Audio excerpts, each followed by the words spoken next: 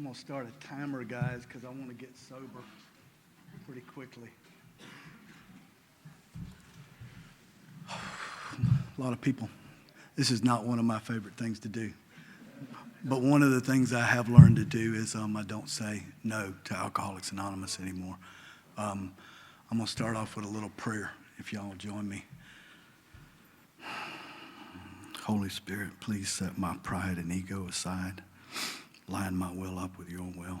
Correct my mouth and everybody else's ears. In Christ's name, amen.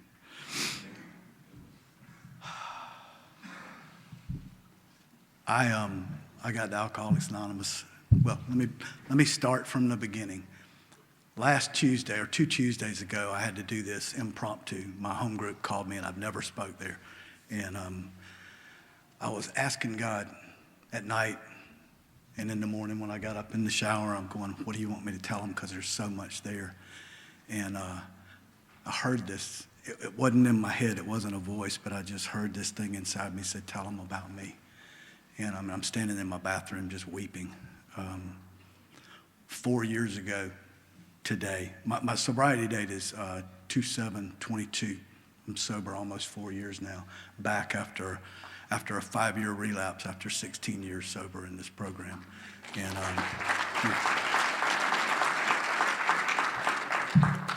those claps are for God because I didn't do any of this stuff. I do have a sponsor. His name is Dave F. He knows he's my sponsor. I talked to him today. He that's funny, yeah, because I have had sponsors that I did, they didn't even know, or I didn't call them much. But I talked to him today, and I said, you got any words for me? I'm going up in front of a bunch of people, and I get nervous and I don't like to do this. And he said, Glenn, just tell them the truth. So that's what I'm going to try to do today. Every once in a while, I will tell a lie. You can ask Jim Pribble. I told him one last time I was here, and I had to make amends for it. So, but I'm just going to try to tell you what I was like, what happened, and what I'm like now. And I'm going to tell you how I established my relationship with God. And I'm going to go way back, just briefly. When I was 11 years old, my mom was in this, and I'm not going to get into details here, but she was into a church that, I remember the pastor coming to my bed, I was 11, and told me if I didn't do these things this specific way, then this all-loving, all-powerful God that you were telling me about was going to get me, and I was going to burn in hell forever. And it turned me from ever having my own experience with that God for a long time. I've come to realize that for a long time I blamed people. I blamed God for what people were doing, right? And that's just not the case today. At maybe 11 or 12, what you need to do? Woo. Is that better? Closer? There we go. Okay. I started smoking weed with the kids in the neighborhood where I was at 12 years old, and I never forget coming home and loving my mom. I gave her a big old hug, and I remember sitting up. There was a closet about 5 feet back, and I woke up kind of in it because she had knocked me, and that was just really to fit in, That kind of behavior continued for a few years, and I think at 15 years old, somewhere I took my first real drink for the effect, and the best way I can describe that was, oh God, all of that fear and tension and anxiety melted off of me, and I wanted to do that every chance I got. I wasn't very good at it though. I think I threw up that first time, and the whole thing we do when we're new to this, but it was my first spiritual experience, right? And I chased that stuff for a long time. I get this as an AA meeting, but I have to be honest. I got to tell the truth. I also had another substance that did that same thing for me. It was these opioids, these pain pills. And let me tell you what, between those two, God, until I got to Alcoholics Anonymous, they just set me free, right? And there was nothing else that set me free. I didn't have a relationship with God, and that's what worked for me. This was the 1980s. I'm 58 in a couple months, so my problems with not being good at drinking were solved pretty quickly by this little other outside substance called cocaine that was going around at the time, and it let me drink like I wanted to drink, right? It kept me up, and so my alcoholism and my addiction was this vicious cycle of trying just to be okay, back and forth. It was either alcohol and cocaine, it was opioids and benzos, it was whatever it was, and all of that was fun. It was fun until like my early 20s, and I remember very vividly sitting out in front of this bar in Aiken, pre-drinking, because we always pre-drink before we went out.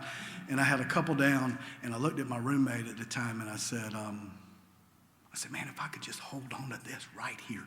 If I could just hold on to this feeling right here. And he kind of looked at me like I was crazy because he didn't have this problem, right? He didn't always overshoot the mark.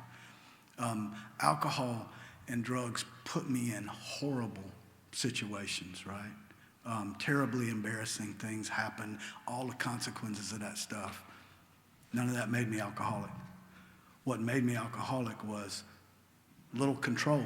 Every time I started, I really didn't. Sometimes it was okay. I'm not saying I blacked out every time or passed out, but sometimes I lost complete control and I wound up in places I shouldn't have been, doing things I shouldn't have been doing. Sometimes I would go to a friend's house at, say, 10 or 11 o'clock in the morning. He was a jockey. He got off work, and I had work to do. I had places to be. I had family commitments, and I go over there and take one drink, and the next day, after a night of partying and all the drugs and everything, I go, what the hell happened? I just disappeared, and I did not intend to do that, right? That's a powerlessness thing.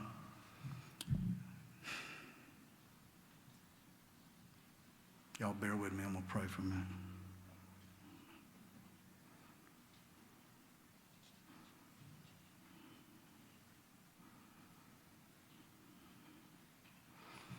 So after that, it continued. Drinking and drugging continued, and it got worse, and it got worse, and it got worse. I drank and drugged my way through a college education. I was into this. I don't know if y'all know, but I spent my entire life trying to get something outside to make me feel okay inside, right? And it didn't matter whether it was relationships with women, it was a college degree, it was the right house, the right car, the right job, whatever, and I would get those things. I'd set these goals and I'd achieve them. And then I'm going, what the hell, right? I didn't know it was restlessness, irritability, and discontentedness, right? Every time I got what I wanted, I was never good inside. I started, first time ever, I tried to quit. I put it all down. And I kind of intuitively knew when I got to Alcoholics Anonymous that it wasn't the drugs and alcohol, it was me, because when I would put it down, this got so much worse, right? I am always seeking comfort, seeking ease and comfort, and when I would put that stuff down and nothing changed in here, that's the most pain I'm ever in, right? Is sober 2 or 3 weeks away from this stuff with no solution. So I did that thing that the doctor's opinion talks about. Firm resolutions to quit. I'm not going to do this anymore, and then start that cycle back up because of the mind, right? I didn't know at that time when I was going through that that's what unmanageability is about, right? I cannot manage to stay stopped. So in 1999, I was so fed up with it that I got my roommate and my best friend to drive me to a treatment center in Columbia, South Carolina, and signed in, slid my license through the thing, and I looked down the hall behind the glass, and there was this guy dragging an IV with a nightgown and slippers on. And I said, hell no, give me my license back. I'm going home, because that's not me, right? I'm not there yet. 6 months later, I went back and I got my gown and my IV and my slippers, and I stayed for 5 days, and I checked out what they call AMA, against medical advice, right? Because I got this, right? I actually told the lady behind the counter, I said, look, y'all just handle the physical part of this thing, and I'll handle the mental side of it. As I'm walking out the door, she's shaking her head, right? Because I had no clue. So I went home, and I thought at the time that I could drink a little bit. I just couldn't do those drugs, because that's really what's getting me in trouble.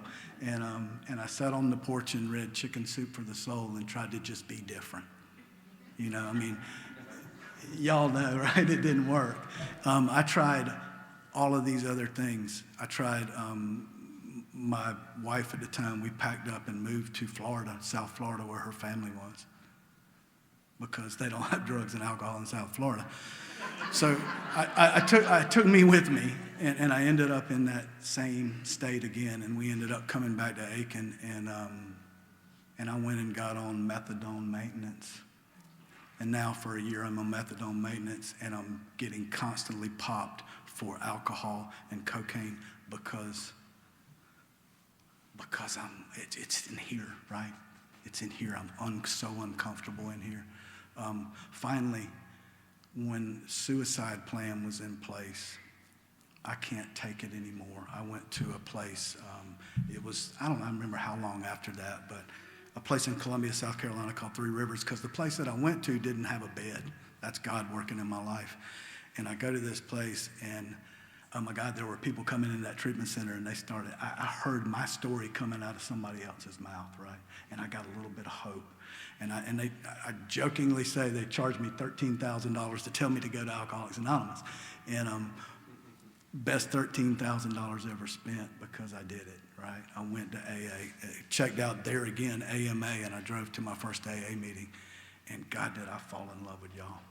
I mean, because they wrapped me up, and everybody in that room had similar experiences. And I got a guy, he was an old crane operator from the Savannah River site, he had what I wanted because he had peace of mind, right? He was comfortable in his skin. He would share in meetings. And he just was, he had it. And I got him and I grabbed him, and we started doing some step work. And I started getting free for the first time in my life. Things are changing. The obsession was removed quickly, within 2 weeks. I'm still real puny from all of the physical withdrawals from the stuff, but man, did life get good. I did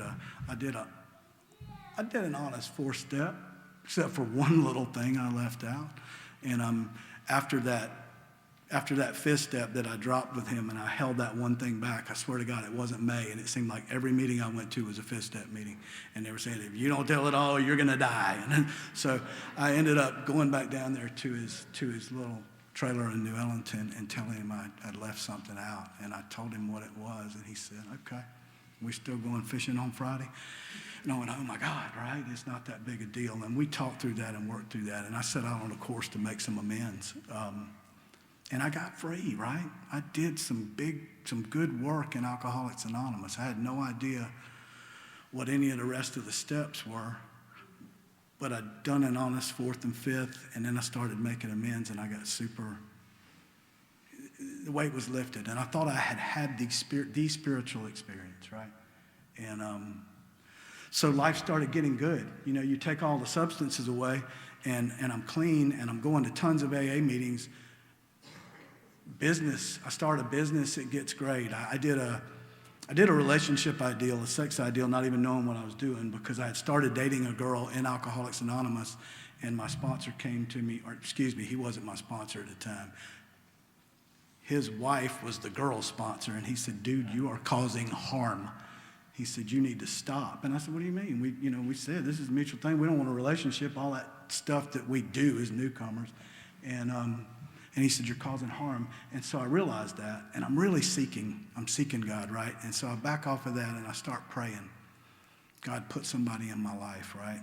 If you want me to be in a relationship, I need somebody that I'm physically compatible with, mentally, emotionally, and spiritually, right? Because I knew I needed somebody that had similar ideas about God that I did. And man, did he give me that. He put this beautiful woman in my life, and I got 2 kids. And with that's one of the things that wasn't on the list was kids, but I got those anyway. I got a 6 and an 11-year-old daughter that I got to raise sober. Life got beautiful. Started making money. We got into the busy stuff. I'm doing a lot of service work in Alcoholics Anonymous, but it's service structure. I'm doing GSR and area assemblies and going and doing all the things. And I got lost again. For the first few years, I wouldn't tell you a lie. I knew how fundamental honesty was to this thing. And I'm going to promise y'all, relapse starts with that much dishonesty, right? And if I justify and rationalize that and leave it alone, the next time's easier, and the next time's easier, and the next time's easier. And before you know it, I'm living like I did when I got here, where I'm talking this way and I'm living this way, and there's that internal, disturbance. And I can't do that anymore today. Today I know I have to be honest in all things. Like Jim will tell you, where's he at? I told him a lie last time I was here. I had to go find him the next day and tell him I lied to him because I can't stand it. So it became between that 7, my sponsor died at 9 years. It was the hardest thing I've ever been through in my life. This guy showed me the spiritual way of life, and it was so tough. And I was already drifting, I was already telling lies, and lies became about money. And then they were, I'm a general contractor, and it was this justification and rationalization. If you beat me out of this, I can get you back over here. And oh my God, I just was so disturbed. And I got another guy to take me through the steps that I respected. And I'm not blaming anybody here, right? But we got 2-9, and I said, well, Bob, look here, if I do this and this and this, and he said, Glenn, you are one of the others. Biggest bunch of I've ever heard in Alcoholics Anonymous is that I'm one of the others in step 9. So it kind of let me off the hook, and I stopped again with the program. And let me tell you, I never sponsored anybody, right? I don't know why, but it was not, I was not told that it was something vital that I had to do. So anyway, all of that crap to tell you that I get to 12 years sober, 14 years sober, and I want to read to you what was going on in my life. Y'all know what's on the middle of page 52?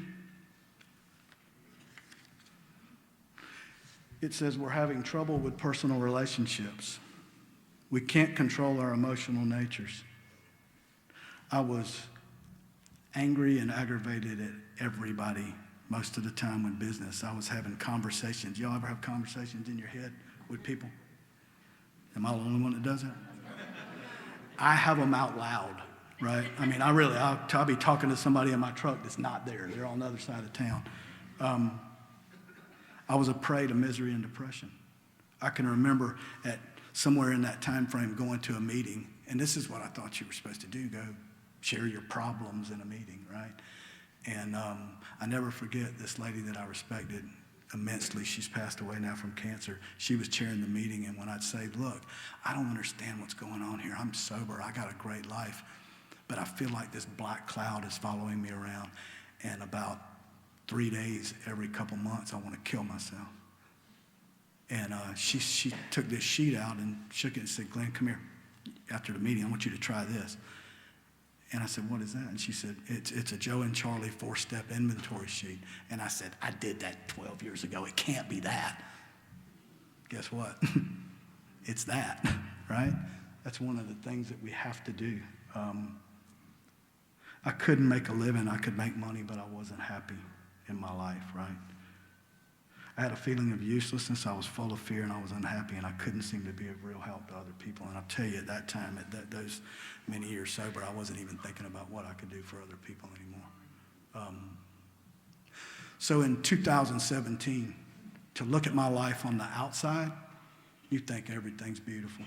Beautiful house, wonderful kids, everything's gorgeous. And I'm miserable.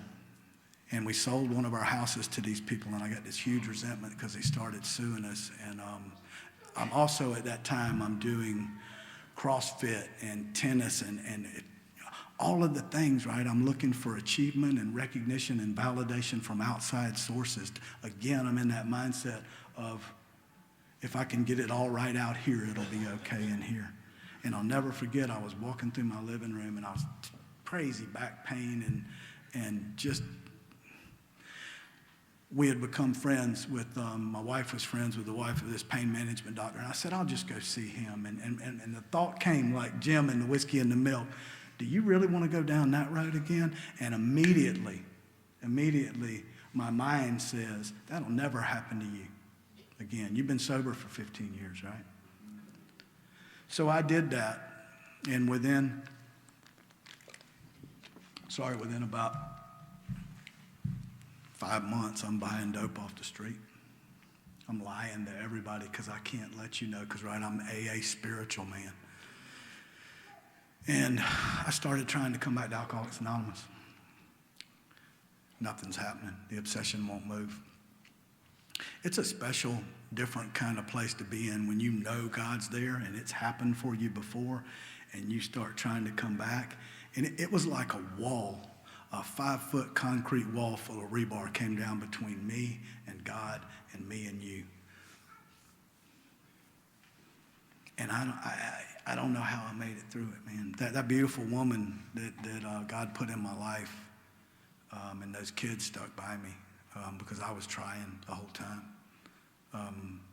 5 years of that, over and over again, suffering through withdrawals. The alcohol was back. I'm tearing stuff up on this farm. I got all the money. I got all the stuff, right? I'm walking from this $1 million house to this shop full of all the boats and toys and ATVs, holding a 40 caliber Glock under my chin, just thinking about pulling the trigger every day. And at the end of that, my game plan was to sell that farm, get my wife and kids financially stable, and kill myself because I couldn't do it anymore. I was done. And we sold the house. We moved into my wife's dad's house who had passed a couple years before and started renovating that. And I said, I'm going to give it one more shot. I'm going to go to this place in Orangeburg. It's a little treatment center. And something in all of that flipped that switch, that internal switch, and I decided that I wanted to live. And I was going to do everything I could. And I started begging God, like I'd been begging for the last 5 years, but finally he got in there, right? He got in there. And I had a little mantra. It was embrace the suck. One more day away from alcohol and drugs, right? And I came back to Aiken, and I got a sponsor, and I started really, really working steps, right? Honestly.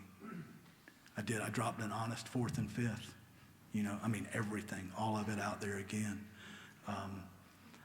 Here's one of the big things that changed. I had never sponsored before, and I'm into this book. And I've been listening to these guys' tapes, like my sponsor now, Dave Fredrickson, Mark Houston. You guys were, Chris Raymer and Bob Darrell were here, like this past, yeah, those guys. I'm listening to them all the time. The whole time during that relapse, I'm listening to those guys, and I'm trying to do that stuff, and I can't, right? I can remember sitting in the kitchen with my wife. We listened to Bob Darrell's Surrender. And she'd go, baby, why don't you just do that? I couldn't. That wall was there, right? But when I got surrendered again, right, when I got to this little place and I came back and I started working steps, God started moving in my life, right? Really, like, stuff's happening here. 54 days, I went back to that treatment center where I was at, and I spoke. And there were people nodding their heads out there, and they were coming up to me after, are you telling me you left here 54 days ago and you don't want to use and you don't want to drink? And I was going, yeah, that's what I'm telling you, right? Because I've taken this course of action. I started making amends. I started writing out cards for amends and going and asking the questions and getting free, right? About 6 months into that, I'd been listening to these two guys talk. And if y'all haven't ever heard them, there's a cat named Mark Houston. He's dead. He died in 2009. And he did a workshop with a guy named Dave Fredrickson. And I listened to that, and it was like AA that I'd never heard before.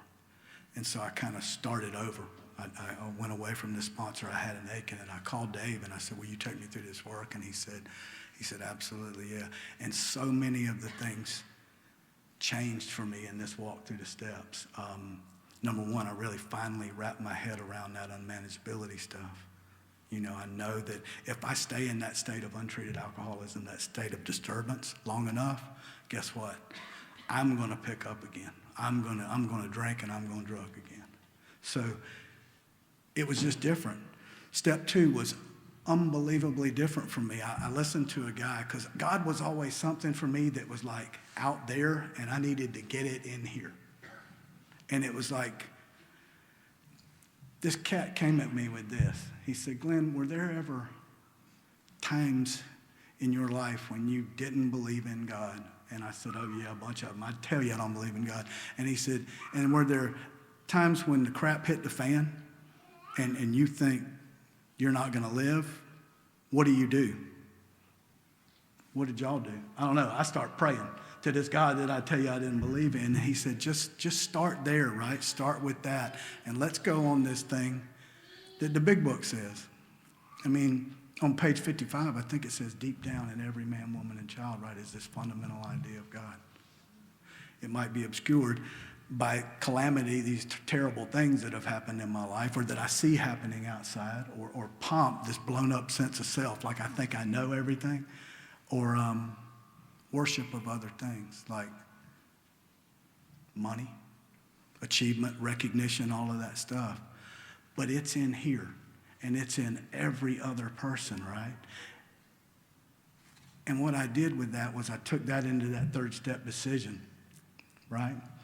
That became different, and I realized that the way to get in touch with this God that's in me is to get rid of all the stuff that's blocking me from it, right? Selfishness, dishonesty, resentment, fear, all of those things. And I worked the steps based on that, man, and my life started changing. I dropped an honest fifth step with him, and we went into 6, and I finally understood that the difference between the men and the boys is willingness to continue to do all of the rest of the steps and the steps before, right? 1, 2, 3, 4, 5, 7, 8, 9. 7 teaches me that I can't do any of this. I'm no more capable of changing my character defects and being different than I was of stopping drinking and drugging, right? I went into, dry mouth. I went into step 8 in a whole different, all in all, right? I told you all I had made some amends and I got free. And I had probably, I think we'd come up with around 100 things that I had never cleaned up before, things that had happened to me again in untreated alcoholism, damage I had caused, and then stuff that happened active, and I started cleaning that up. I went to my brother with this new attitude and these 3 questions, and I'll never forget sitting down with him and coming clean. And he was done with me. You know, he wasn't hearing any of my junk. It had been all about me, and he didn't care if he ever talked to me again. And when I went and sat down with him and told him what I knew I'd done and asked him those questions, is there anything else that I did that I don't remember? He said, yeah. He said, hell yeah, let me tell you what you did. And it was things that I didn't remember as a kid, things I'd said to him and the way I'd treated him. And he told me how that affected him. And man, we ended up sitting there bawling, like both crying. And the cool thing about those questions is, like, not only did I get free from doing that, but so did he. And that wouldn't have happened if I wouldn't have asked those questions. You know, it's just a whole different way of going about this thing. I made amends to people that I had beat out of money in that untreated stuff. I would go sit in front of people's houses and I'd call my sponsor and he'd say, just take God in there with you and do the right thing. And one of those, I owed them a bunch of money. I'd overcharged them for a bunch of things, and I didn't know whether they were going to ruin my reputation, send me to jail, whatever. And they end up crying with me and love. And now I pay them their money back, right? I give them their money too. And I've also been in amends where people didn't pay me, and maybe I had about 1% of that thing. And I've had people tell me to get the hell off of their porch. I don't want to hear from you again, right? But I got to take it, right? And I've walked away from, the reason I say this is I've walked away from every single one of these things free, right? I don't want to do it every time, even today. I feel like I'm going to be humiliated, but I'm on a course to do all this stuff.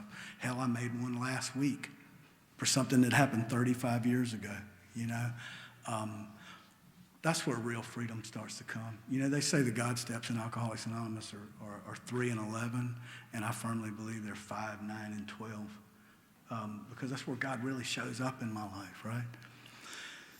So in addition to that, some of the other things that are so different for me today is this step 10 stuff. I didn't even know what step 10 was my first time through the work, and now today I realize it's a constant watch, right, for all of the things that block me off. And one of the things my sponsor told me that I really incorporated with this was you can't watch with this, right? He said, what are you asking to help you watch every morning? And I said, I didn't know. And he said, it's got to be from in here. It's got to be that deep down in every man, woman, and child thing. It's got to be the God that's in me. And when I started doing that, I start picking up on these things as I'm going through the day, you know. When I get, it's always fear, right? Fear is one of those, it's a cause, right? I'm afraid of looking bad is my biggest one, you know. Financial insecurity, powerlessness, no control, all of these things. When I see them as I'm going through the day, instead of acting on them, sometimes I get that little pause and I can stop and I can turn, right? Sometimes I can't. Sometimes I need to do the things that the book tells me to do, right? What it says is we ask God to remove it at once. We discuss it with somebody immediately. We make amends quickly if we've harmed anybody, and we turn thoughts to somebody we can help. That's our instructions, right? One of my recent ones, it was in Easter. In April on Easter, my grandson's been at our house for a couple weeks, and he's 2.5 years old, and he has been hurt like 4 times. He's busted his head on the counter, and he's flipped over the couch in between the window, and he's scraped his knee up, and he's just beat himself up. And we get home from this thing at Easter, me and my daughter and my son-in-law and my other daughter and my wife, and as we're going in, my wife diverts and goes through the garage, through this door that we never used. Now, there's a refrigerator in there that I got from a job on a contractor, and there's a hinge missing and the door falls off, right? And I got a big sign on it that says, do not open, door falls off. 3-year-olds can't read, so I hear the screaming, right? And so I start going around this way, and they're going in, and my wife's got Ollie sitting on the thing, and my son-in-law comes in. Now, I've written a lot of inventory on my son-in-law. It's like, column 1, I mean, there's a bunch of inventory and a bunch of forgiveness prayers. And here's what he says. He says, it's okay, son. We'll be home next week where it's not such a damn death trap around here. And let me tell you what, in my head, I'm going, let me help you pack right now, right? Let me get you out of here. And I can't, because I felt like it was an attack on my wife, right? Because she's the one that takes care of him. So I am in to protect and defend. This mind is going crazy. And I go into the bedroom, I change clothes, I go outside, I'm cleaning the grill, like I'm trying to do something, and I'm praying, God, take this away. God, take this away. Please, God, take this away. And nothing's happening. So here, amazing, I've been doing this 10th step. It pops into my head, discuss with somebody immediately. So I call my sponsor, he doesn't answer. I call another buddy, Jeremy McIver in Canada. He's on my online meeting, he doesn't answer. I call this guy, David E. back there with the beard, and he answers the phone, and I tell him what happens, and he laughs at me, like we do, right? And then he says, so you're telling me his son was hurt 4 times in the last 2 weeks. He's probably feeling like he's not a very good father and he can't protect his son. Perspective is starting to shift, right? This is what the 10th step's about. We talk for a few minutes. He goes back in because it's Easter Sunday. And as he's hanging up, literally Jeremy is calling, the phone's ringing. And I pick up with him and I tell him the story, and guess what he does? He laughs at me too, right? And then he says, so what were y'all doing today? And I said, we were up in Edgefield at this big gathering, family gathering. He said, does Frank know any of those people? And I said, no. And a matter of fact, I said, I didn't spend much time with him today because I was, and Jeremy says, so y'all were at a home game and he's in an away game all day. He probably felt super uncomfortable. And I went, oh my God. And then he says, and I don't know about you, Glenn, but I've never been very comfortable around my girlfriend's parents. And so see now, from those perspectives, now I've gone from assassination, right, which is I wanted to do, to, wow, I'm wrong. I can see it. That's what a 10th step is, right? So make amends quickly, turn thoughts to somebody I can help. I get to go downstairs How can I help Frank? Because that's really what a 10th step is about. It's not really turning to other people that I can help. I mean, that's a great thing, but when I can turn back to the person that I have the resentment with, that's when God works in my life, right? I mean, and that's a beautiful example of how this stuff has changed for me. Step 11, my prayer life and meditation life in my first stint in AA mostly consisted of on the toilet or in the shower. That was really, that was how much time I gave God. You know, please in the morning and thank you at night. That's not what the book says, right? The book gives us so many prayers that we're supposed to ask every day, like 83, you know, every day, God, show me the way of patience, tolerance, kindness, and love with all the people in my life. My new sponsor introduced me to this prayer, meditation, and vision thing, which the book asks us to do, right? Step 10, I mean, it says we do that every day. It says every day is a day where we must carry a vision of God's will into all of our activities, right? It says that. So I had never really done all that, and I started doing that. I committed myself to a discipline of real meditation every single day, right? Like I'm giving God 15 to 30 minutes now. I mean, I'm getting quiet and getting present, guided meditation, some silent meditation, and I started doing this thing that Dave said. I said, dude, I don't understand this vision thing. What is vision? And he said, well, all through the book, it's, you know, we're asking God to show us stuff, right? And he said, take the first prayer, patience, tolerance, kindness, and love. Give me a situation in your life, Glenn, that you have a problem exhibiting patience. And I said, oh, I got a great one. My wife has been late to everything since she was 3 years old, I think. She had a vanity plate at one time before I met her. She didn't buy it, but her people bought it for her, that L-A-T-E, late, right? And I am anal alcoholic that wants to be on time, before time. Not because I care about y'all, but because I want y'all to see me a certain way, right? I got to be on time.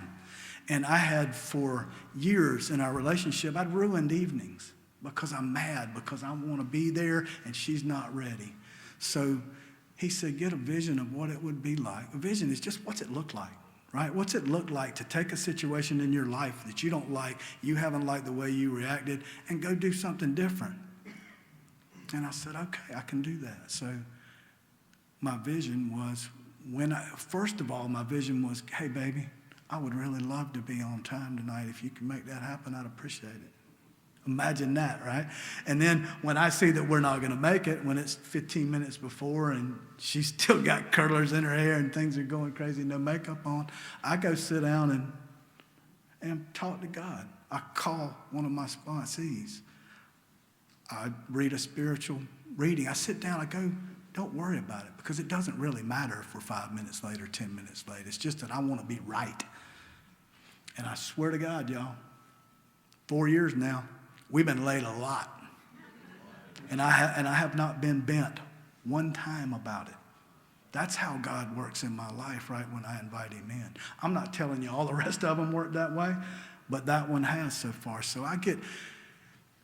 One of my guys, man, that's on this online meeting, Steve Howland, he said this to me.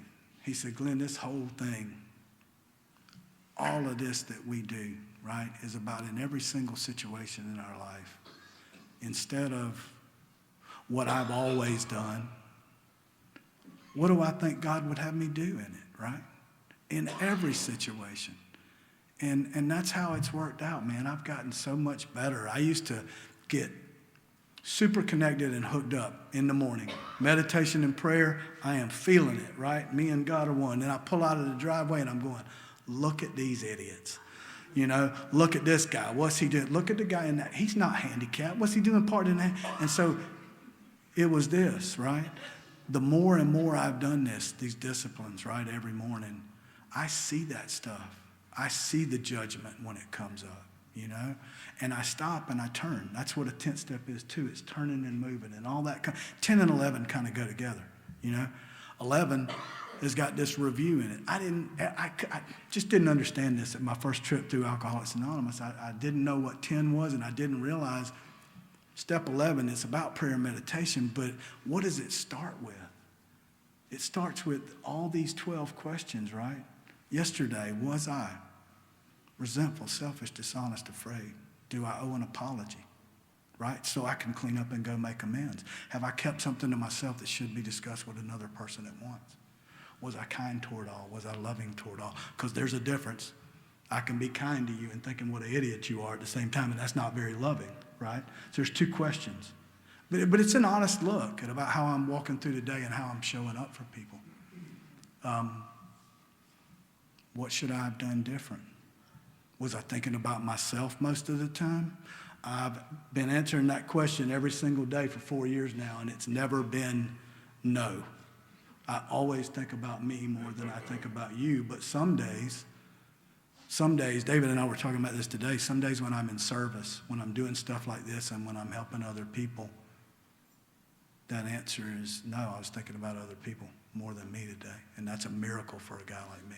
You know, on page 20, this is one of the things that I got introduced to too. Our very lives as ex-problem drinkers depend upon our constant thought of others and how we might meet their needs, right?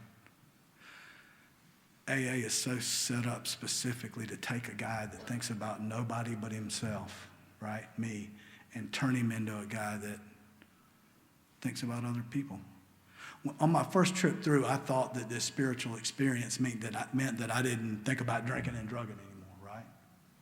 It's not, man. The spiritual awakening, which doesn't happen till after you do step 12, is today, I genuinely care about other people. I put other people's needs ahead of mine, and I was never capable of doing that before. Step 12 is, how much time do I have? 15? Okay. Careful what you ask for. Step 12 was, I never did it, right? I never sponsored other people. This time when I got back, I knew that it was vital, and I was terrified to do it, but what it did was well, little story. This kid came into our ACG meeting at 12:30, and he had been out for a year, and he was back, and I took him in the back because he was crying.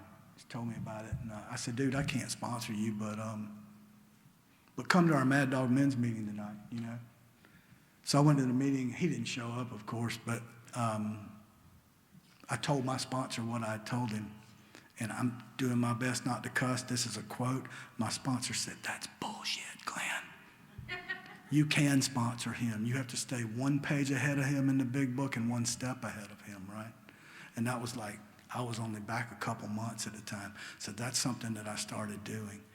And today, man, I've sponsored between 15 and 20 guys, and there's probably 20 more that call me sponsor but never call me, right? They're just out there, they're doing their thing.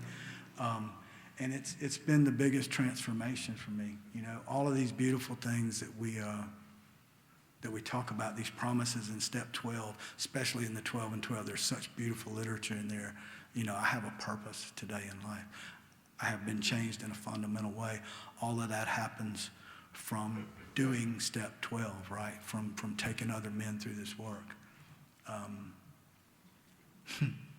Sometimes I'm sitting in meetings, and one of my guys that I walk through to work, that's sober now a couple of years, comes in and sits down with 4 or 5 of his guys.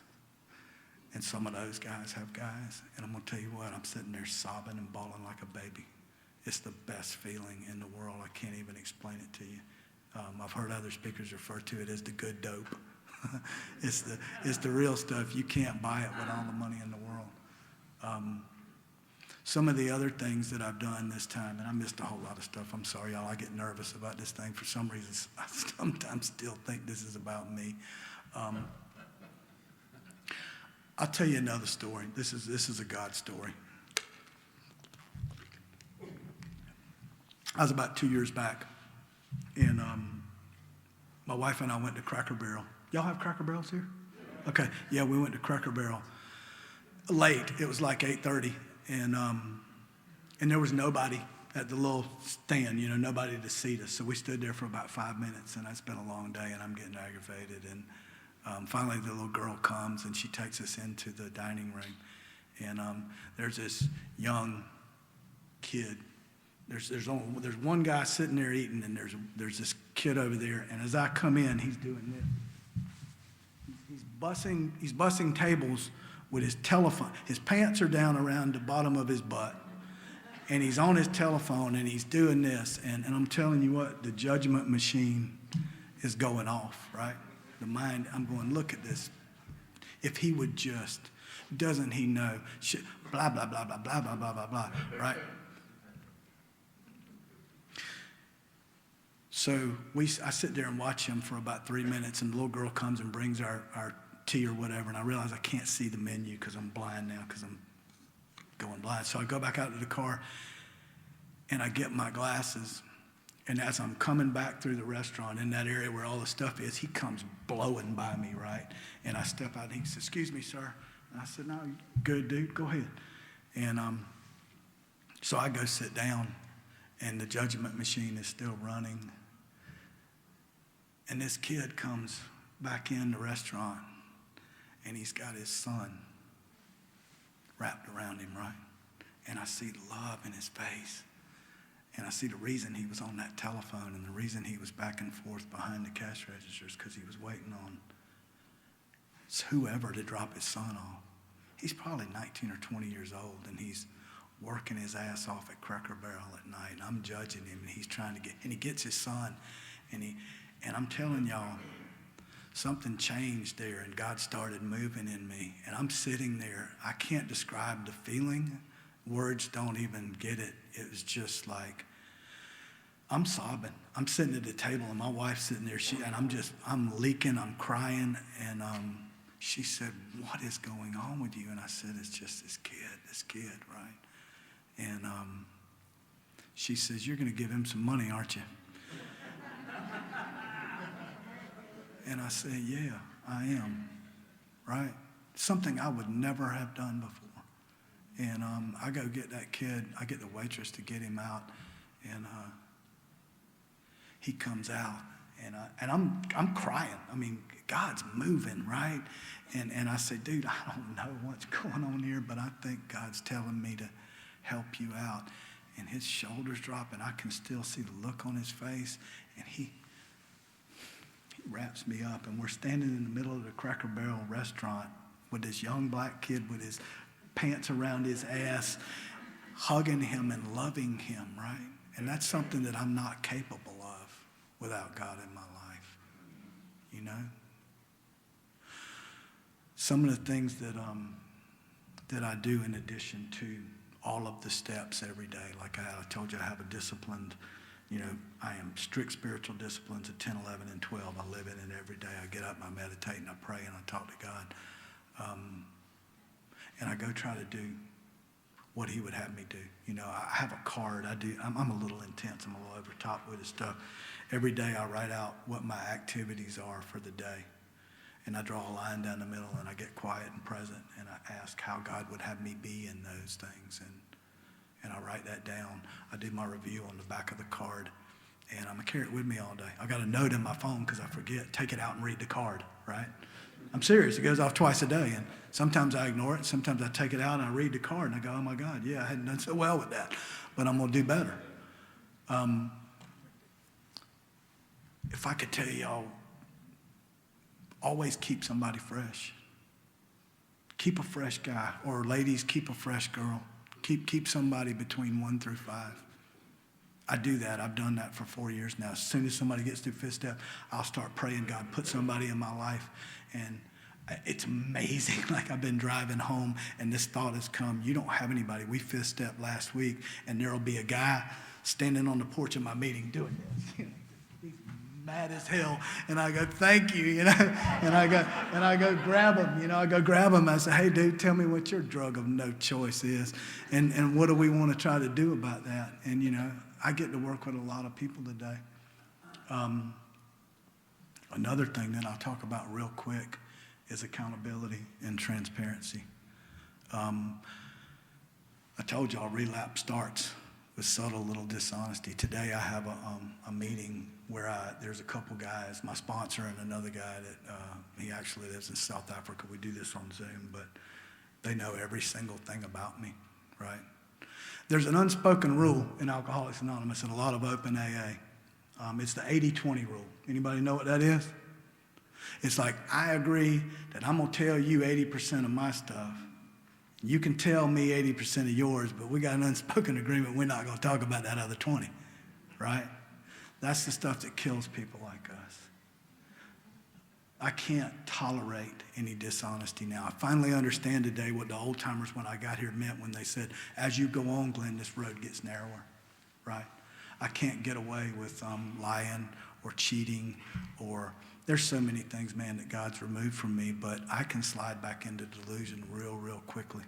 So I have to be accountable, transparent, and vulnerable with a group of men. And today I got a big network. David's one of them. He knows pretty much everything about me. My sponsor does. There's probably 6 or 7 other guys.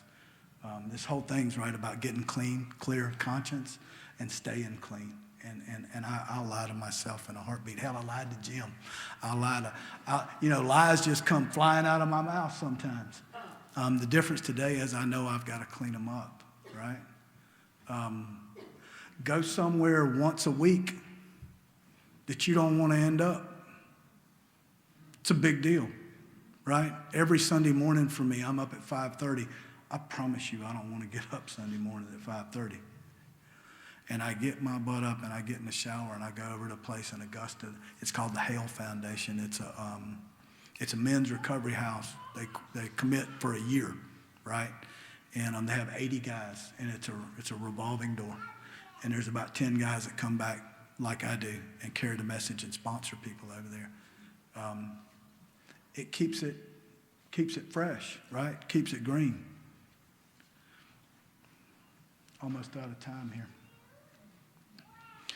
Another thing I mentioned this morning in the meeting that my sponsor told me about 3 years ago. The magic you're looking for is in the work you're avoiding. Every single time. In recovery, in family life, in work life. There's always, if I'm uncomfortable and something's going on in here, there's something I'm not doing. Or something I am doing that I shouldn't be doing. Right? That's the other thing that I do every single month on the first of the month.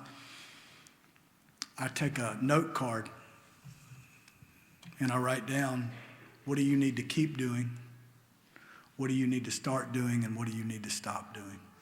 And when I started doing that, the lists were kind of even, and now they're real top heavy on keep doing.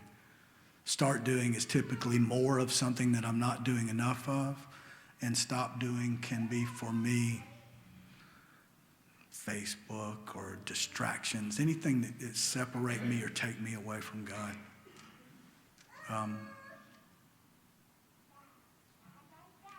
I have the best life today that I've ever had. All of the relationships in my life are healed with my family, with my wife. My wife and I, here's something different. We get up every morning. I go into on awakening immediately when I get out of the bed. I start praying, God, direct my thinking, divorce me from self-pity, dishonest, self-seeking motives. Matter of fact, I get up a couple times a night to go to the bathroom. On the way to the bathroom, I'm doing that because it says on awakening, right? Because if I don't, that thing will start. That squirrel cage will start sometimes. But I get up and I do that stuff and I go get some coffee and my wife and I pray together. We sit down and we do the Al-Anon readers and we pray together. Changed our relationship, right? My sponsor actually told me, he said, it's like a triangle, Glen. There's you and Sharon on the bottom and God's up top right here. And as you get closer to God, you get closer together. As you get closer together, you get closer to God. And about half of the time, I'm not kidding y'all, 4 times a week when we're doing that, I'm sitting there weeping. The tears come and the gratitude comes because 4 years ago today, the suicide plan was in place. And it's not like that anymore. It's 180 degrees different than what it was. All of this stuff I'm talking about, man, is available to every single person in this room. There is nothing complicated about it. All you have to do is put your feet in action. Get somebody that has done this work and had a spiritual experience, and your life can change too. When I've found that when I bring the willingness, God brings the power. So, thank y'all for letting me do this. I love you.